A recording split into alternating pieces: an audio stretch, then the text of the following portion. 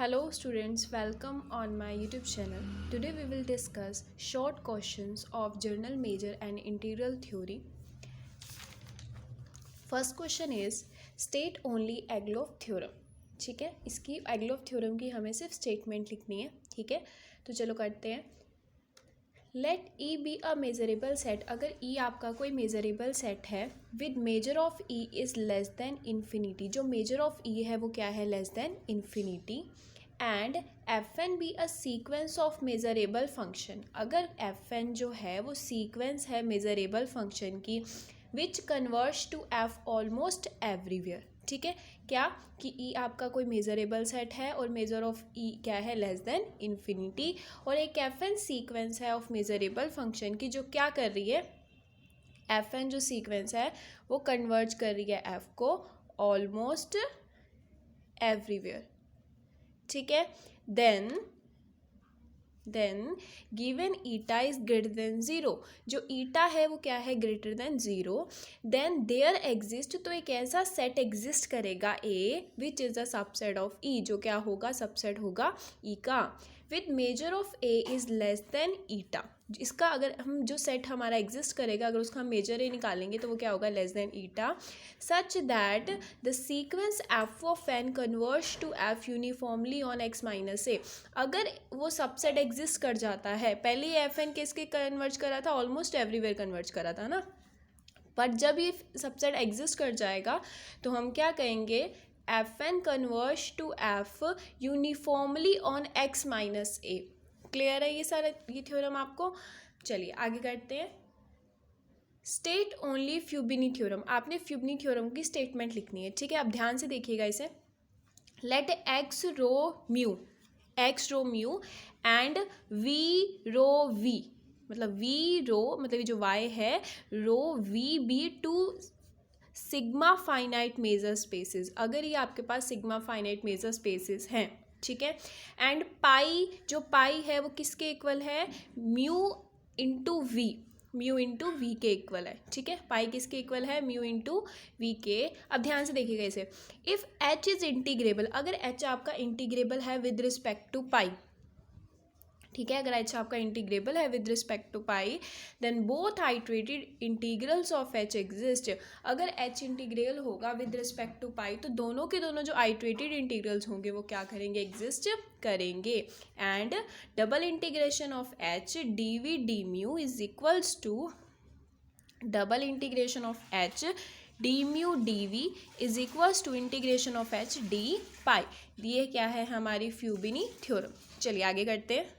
हाँ जी बच्चे जी, जो नेक्स्ट क्वेश्चन है वो है state only a particular partial converts to the Fubini theorem. हमने पार्शियल कन्वर्ट्स बताना है हमने फ्यूबिनी थ्योरम का क्या बताना है? Partial converts. ठीक है, तो partial converts to the Fubini theorem. Suppose आपने क्या सपोज किया? सपोज कि H X tends to Y tends to R is a measurable. क्या है कि जो एक्स टेंस टू वाई है वाई टेंड टू आर वो क्या है? मेजरेबल है with respect to rho cross rho. किसके रिस्पेक्ट में? रो क्रॉस रो के.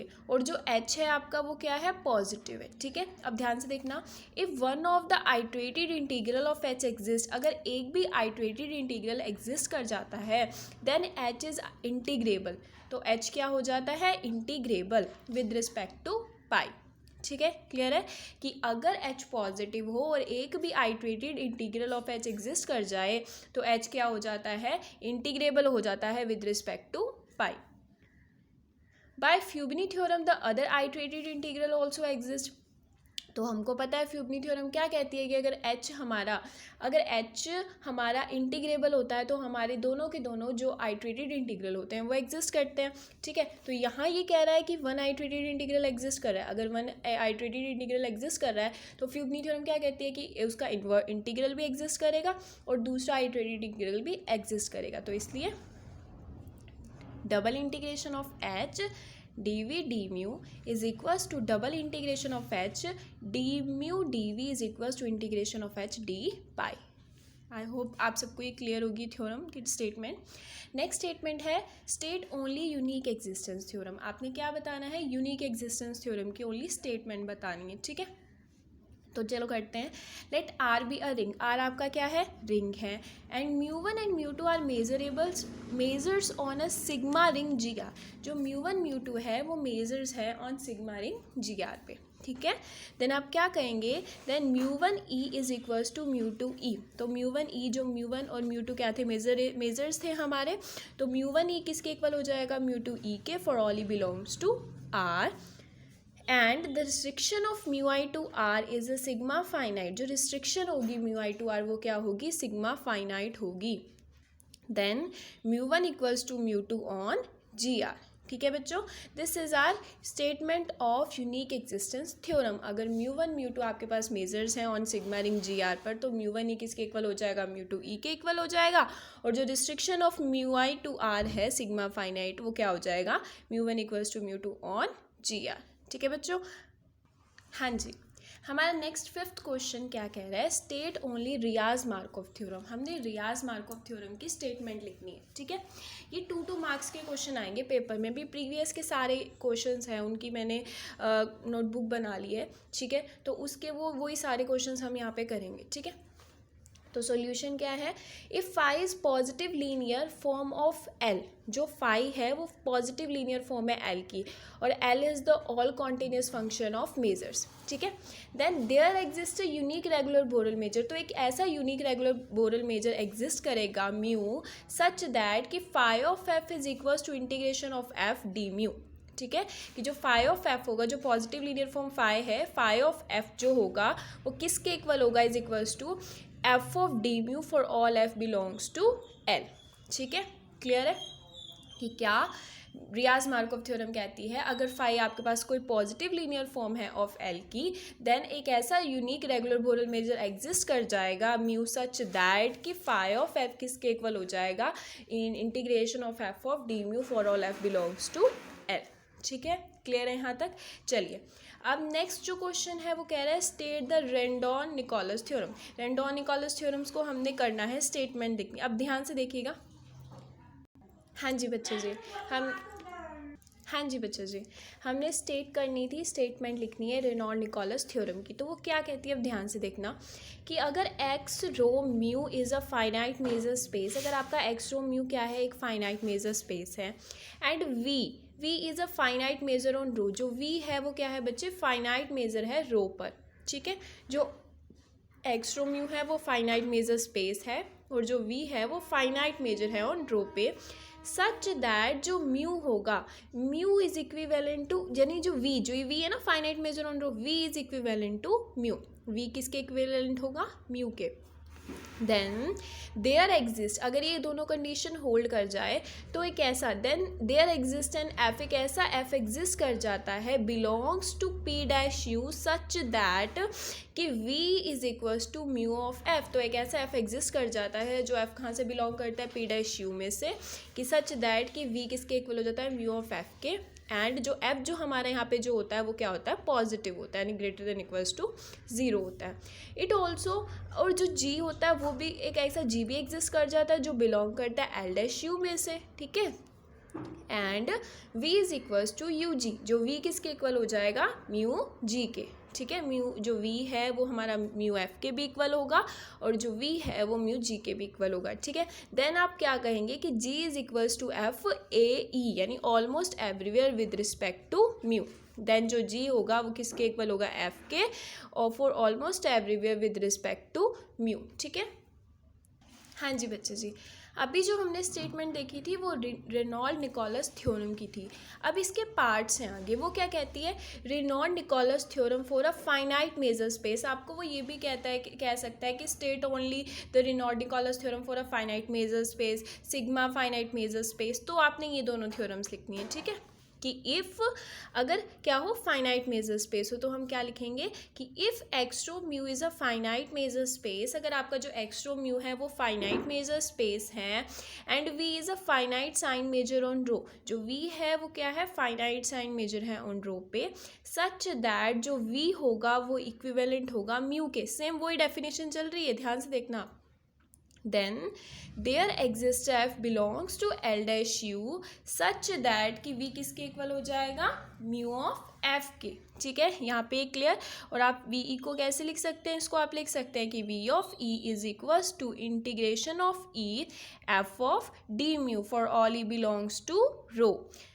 अब यहाँ पे ये जो चीज़ है ये इंपॉर्टेंट है इसमें फाइनाइट मेजर स्पेस में कि एफ इज़ यूनिक ही, जो एफ होगा उसका क्या होगा, यूनिक ही होगा। ठीक है, and Reynold Nicholas theorem for a sigma finite measure space ये क्या कहती है कि let X rho mu be a finite sigma finite measure space and V is finite sign measure. जो V है वो क्या है, फाइनाइट साइन मेजर है, डिफाइन ऑन ट्रू, सेम वही है।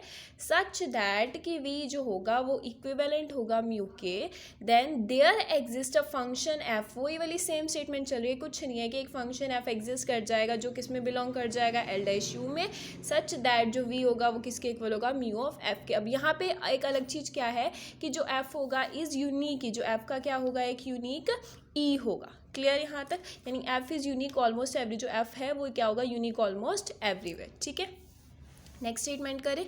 नेक्स्ट स्टेटमेंट क्या कह रही है, स्टेट हार्ड डिकम्पोजिशन थ्योरम। हमने हार्ड डिकम्पोजिशन की ओनली स्टेटमेंट लिखनी है, चलिए करते हैं कि let V is a finite sign measure. जो वी है आपका वो क्या है, फाइनाइट साइन मेजर है। A locally measurable set A, locally measurable set A is said to be define hard decomposition of X। अगर V आपका कोई सिग्मा फाइनाइट मेजर है, ठीक है, और जो A है वो आपका लोकली मेजरेबल सेट है, ठीक है, तो उसको हम क्या कहेंगे, hard decomposition of X with respect to mu if, अगर क्या करे, अगर ये दोनों कंडीशन होल्ड कर जाए, क्या कि A is greater than equals to zero and X minus A is less than equals to zero for all, यानी विद रिस्पेक्ट टू V, कि अगर V आपके पास कोई फाइनाइट साइन मेजर है और लोकली मेजरेबल सेट है, जो A है वो लोकली मेजरेबल सेट है, उसको हम हार्ड डिकम्पोजिशन कब कहेंगे ऑफ X का, अगर A is greater than equals to zero हो जाए और X minus A is less than equals to zero हो जाए विद रिस्पेक्ट टू म्यू।